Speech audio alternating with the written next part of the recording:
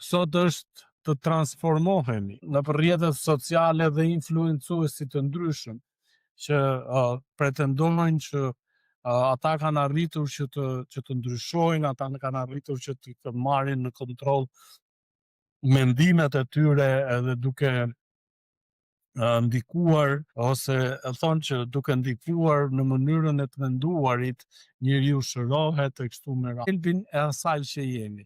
Po të shikosh të gjithë fokusohen tek aparenca, tek ana e jashtme, se si ti do të paraqitesh tek bota, se si ty bota do të shikohet. Keni vënë re që tashmë koha e verës bën vetën ku njerëzit përpiqen që të bëjnë foto buz detit ose në vende shumë të veçanta, duke pretenduar, duke postuar në rrjetet sociale dhe duke pretenduar që neve kemi shkuar pra për të mburrur botës, për të mburrur njerëzve në aparencën e jashtme. Por në fakt asnjë nuk prek anën e brendshme, gjendjen e brendshme. Dhe vetëm në Bibël neve gjejmë këtë gjë dhe që flet për një transformim që nis në shpirt dhe përhapet në gjithë jetën.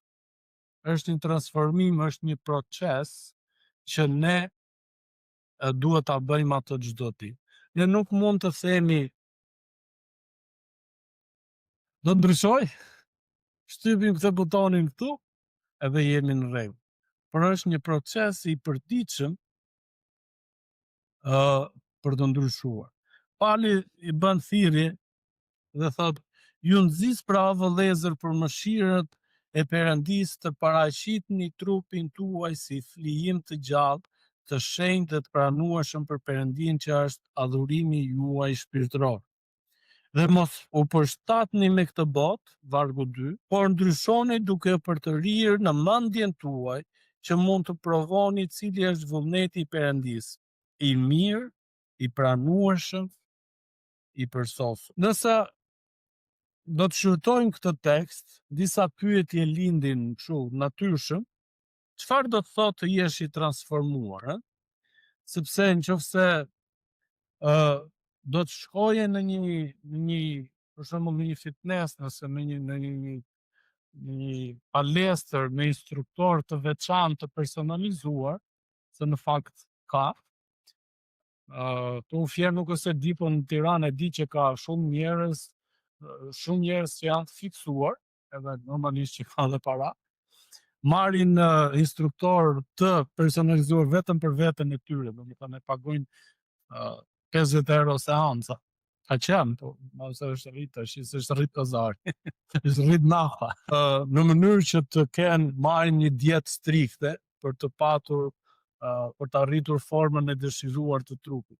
Por, është diçka që pyesin, çfarë do ndodhi me mua? Ja, i hyra këtij muhabeti, ja i pagova këtë lek, ja e mbajta këtë dietën, ja i bëra këto ushtrimet që ti po më thua. Po çfarë do të thotë? Ti je i transformuar. Cili është qëllimi i transformimit? Çfarë duhet na motivoj për të transformuar dhe çfarë duhet të bëjmë për të përjetuar transformimin? Fjala greke që përmendet këtu tek teksti në Bibël është metamorfo, prej nga vjen dhe fjala metamorfoz, dhe do të thotë të ndryshosh në një formë tjetër. Janë nëse neve do të përmendim ose do të sillim në vëmendjen tonë atë larvën që kthehet në, si i thonë asaj, larvë krimë mbakshi që kthehet në flutur. Ajo ka një transformim total nga një krim zvarranik kthehet në një flutur të bukur që fluturon. Në këtë mënyrë neve flasim, Perëndia flet dhe për transformimin. Për shembull, e njëjta fjalë është përmendur dhe për Jezusin tek Mateu kapitulli 17, 1 dhe 2. Aty thuhet që edhe Jezusi kur ishte në malin e transfigurimit që u lut dhe fytyra e tij u transformua. një dritë shumë e madhe i zbriti shkëlqyese në fytyrë. Por ndodhi një shndrim, një natyrë njerëzore nuk mund të arrijë. Kemi fjalën transformim që mandet në Testamentin e Ri në letrat për besimtarët, për të krishterët është një transformim që ndodh çdo ditë, kur neve marrim përsipër që do të ndryshojmë, që do të bindemi fjalës Perëndis. Në fakt, po të duket kështu, po të përmendesh këtë mënyrë të foluri, bindje, këto, duke se ku po e lavëron vete. Edhe mua më duket fjalori varfër në fakt, për ta përshkruar, por në fakt, nëse neve do të ndjekim, le të themi, nëse neve do të lexojmë fjalën e Perëndis, do të lejojmë që Perëndia të punojë me ne. Në fakt, neve jemi fitimtarët. Nëse do ta merrshim nga ana egoiste, njerëzore, kur Perëndia na thot për transformim edhe për paqe mendore, kjo na sjell vetëm neve benefite. Le të marrim anën më egoiste të mundshme, se njerëzit thonë, po çka ka për mua? Ç'a më ndodh mua? Edhe Perëndia na pikërisht këtë gjë na premton paqe, na premton qetësi shpirtërore. Që këto gjëra janë të rëndësishme, se po s'pate paqe, qetësi shpirtërore, ty nuk zë gjumi nada. Përpëlitesh, kthehesh anej nej. Edhe gjumi është halli i madh. Kur përmendim këto gjëra, këto koncepte, ne vim në atë egoizmin tonë, po të flasim gjuhën e botës, për çfarë marrim neve si përfitime personale, neve marrim pikërisht këto gjëra. Kemi atë paqen shpirtërore. Pali na thret që të krishterët kalojnë një transformim të plot që shpreh si karakter ashtu edhe në sjellje, Nuk është diçka që siç folëm deri më tani vetëm aparencën e jashtme, por gjithashtu të brendshme. Sepse neve dim që njerëzit mund të jenë shumë të paraqitshëm, le të themi, nga ana e jashtme, nga fiziku, po mënyrën se si flasin, neve themi na vështirosën atë njerëz. Goja e frishi fare, ose sistemi neve me popullor që fare baballëk që ishte mirë pa fol. Se tani e prishë mohabeti. Pra, këtu po të ndalemi pak edhe gjithashtu edhe tek ana gjuhësore. Këtu përdoret një folje jo veprore, që do të thotë që ky transformim nuk është diçka që ne mund ta bëjmë, por është diçka që Perëndia e bën, ndërsa neve dorëzohemi, pra e lejojmë Perëndin, i dorëzohemi Perëndis, ku i nënshtrohemi ndaj hirit dhe fuqisë së Tij të na ndryshojë në diçka të re. Pra, në një larv, një krim zvarrënik, në një flutur të bukur. Pra, qëllimi i transformimit ka të bëjë gjithashtu që të jemi sa më afër Perëndis. Për 2 Korintasve 3:18 që përmendet e njëjta fjalë, transformim, ne thotë jemi duke u transformuar në imazhin e Krishtit. Tek Romakët që neve lexuam, kapitulli 8:29 thotë se jemi përcaktuar të përshtatemi me imazhin e birit të Tij, ashtu siç Jezusi jetoi jetën e Tij dhe e la atë shembullin në atë rrugë na kërkohet të neve me të ndjekim. Si është ajo shpreha, nxënësi nuk është mbi mësuesin e vet, por secili që është përgatitur mirë do të jetë si mësuesi i tij. Luka kapitulli 6 vargu 40. Na bën neve, na fton ne që të jemi në këtë lloj mënyrë transformuese. Edhe të jemi akoma më të sinqertë me veten tonë, ne mund kthehemi në eksperiencat tona dhe të themi që kemi ndryshuar, jemi transformuar, jemi rritur, kemi eksperienca, por në vendin ku ndodhemi tani, në stadin e jetës ku ndodhemi tani, në momentin që ndodhemi, ne mësojmë, ne transformohemi, ne ndryshojmë. Edhe gjitha ato studimet që janë bërë, për shembull që duhet 7 deri në 8 orë gjumë ose 9 orë gjumë, thuhet janë në bazë të eksperiencave që njerëzit kanë ndarë ose studime të mirëfillta që janë bërë. Pra, vinë me këto rezultate për anën fizike, ndërsa për anën shpirtërore shumë pak njerëz mendojnë. Shqetëso. Jezusi e paraqiti veten e tij si flijim të gjallë, edhe ne jemi thirrur të ofrojmë vetveten Perëndis tërësisht dhe për ditë. Vargu 1 kapitulli 12. Pra do të thotë që në mënyrë të përditshme neve ndryshojmë, formohemi sa më pak egoist nga dje të tregohemi se jemi, jemi të sinqertë. Është fitore. Sa më pak fjalë të këqija ose fjalë mallkuese, nuk e di si mund të quajmë ne, truese, që truajmë njëri tjetrin e ku ta diun. Sa më pak përdorim sot, është fitim. Është një lloj transformimi për ne. Edhe ajo të jep një lloj qetësie, një lloj plotësie shpirtërore që ti nuk e përjeton vetë.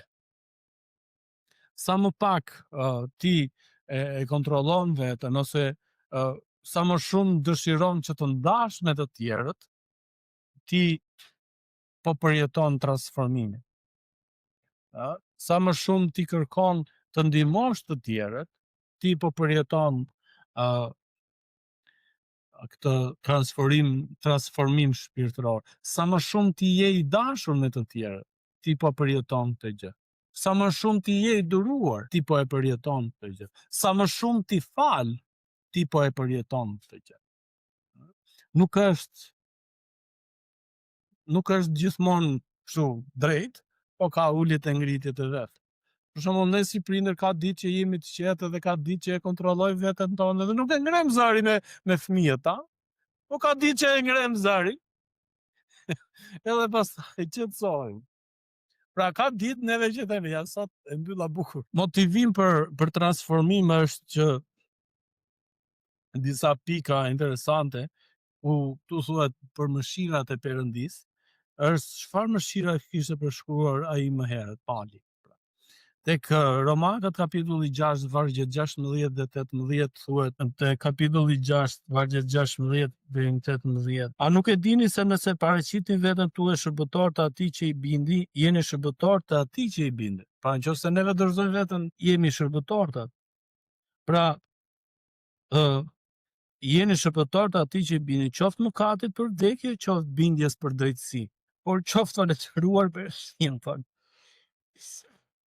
Por qoftë falënderuar Perëndia sepse ishi shërbëtor të mëkatit, por ju bindët me zemër formës së mësimit që ju është dhënë, dhe mbasi u shëruat nga mëkati, ju bët shërbëtor të drejtësisë. Pra, liri nga mëkati, vargjet 6 tek vargjet 16-18. Dhurata e jetës përjetshme, pra po flasim për mëshirat e Perëndisë. Romakët 6:23. Paqe me Perëndin, tek Romakët kapitulli 5 vargu 1, po i lexojmë gjitha dhe për efekt kohe. Qasja në hirin e Zotit, pra jem afër hirit të Zotit, jem afër mëshirës së Perëndisë. Sa më afër ti jesh ti, aq më si thuhet larg zanës, sa më larg ti jesh, aq më është më e vështirë të fokusohesh, ose edhe më të vështirë ka. Normalisht që Zoti nuk ta vron, por për neve që jemi harraq, sa më afër të jemi me njëri tjetrin, sa më në komunikim të jemi me njëri tjetrin. Shpëtim nga zemërimi, Romakët kapitulli 5 vargu 9. Pra nga zemërimi i Perëndisë. Perëndia me gjithmonë na premton falje, na premton paqe shpirtërore, na premton dashuri, mirësi, zemërdashje, gjitha këto pjesë të frytit të frymës.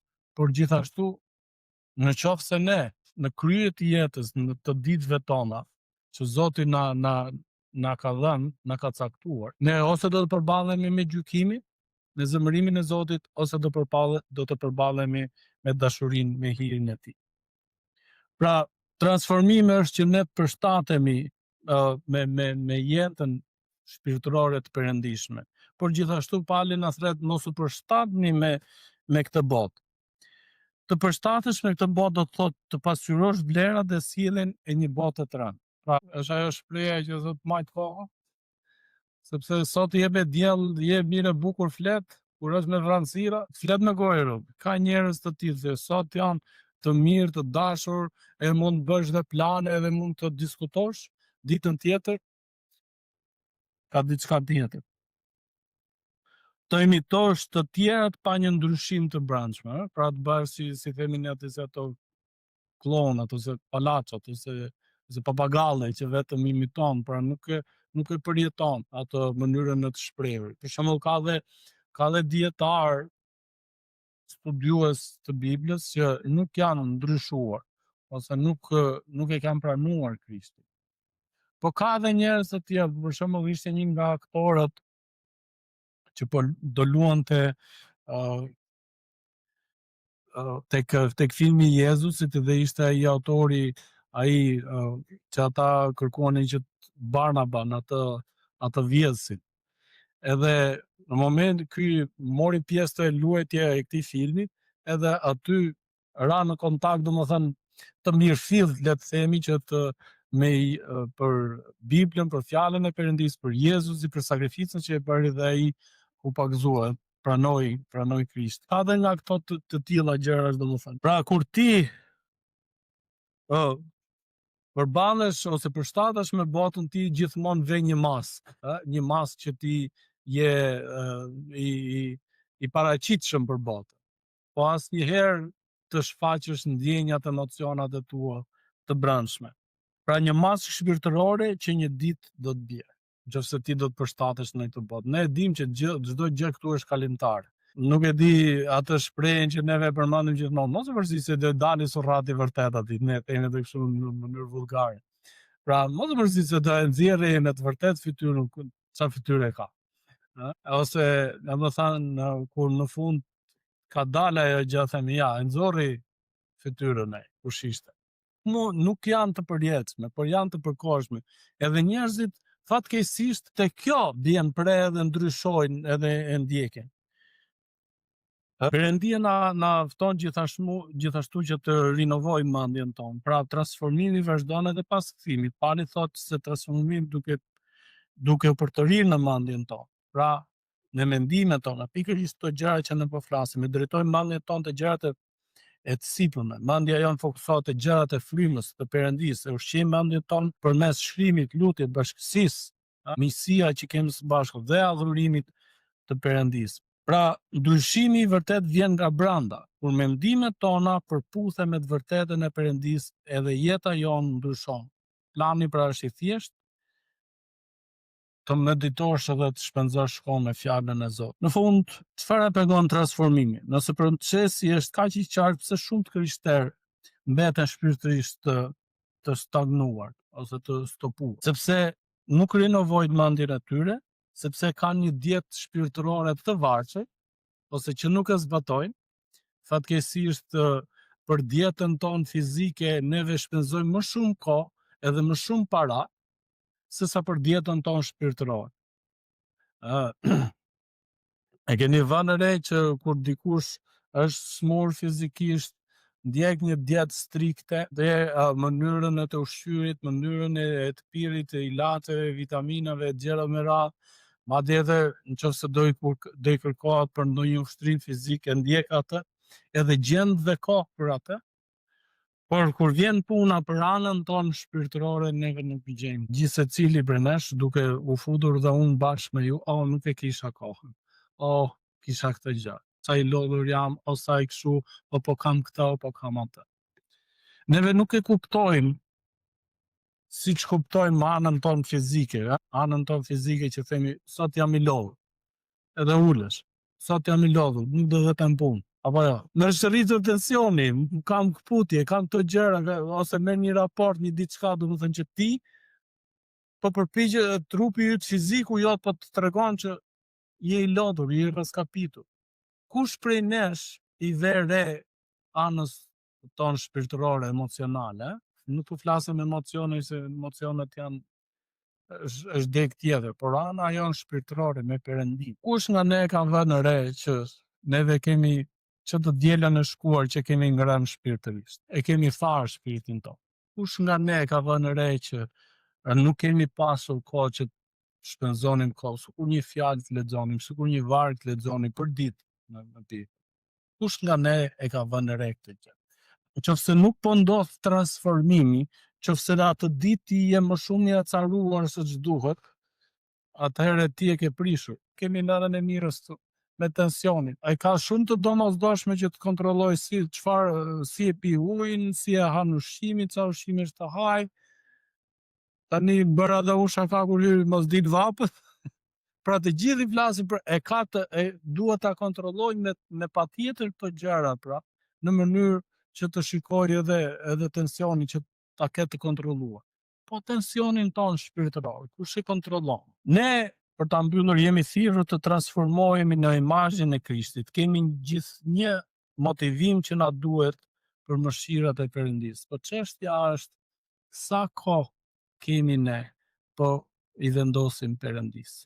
Edhe duke e bërë këtë gjë, neve do të jemi në gjendje që të bëjmë këtë dallimin, luhatje të tensionit shpirtëror. Siç po e bëjmë këtë, apo i dorëzohemi mjeku të madh për një ndryshim shpirtëror?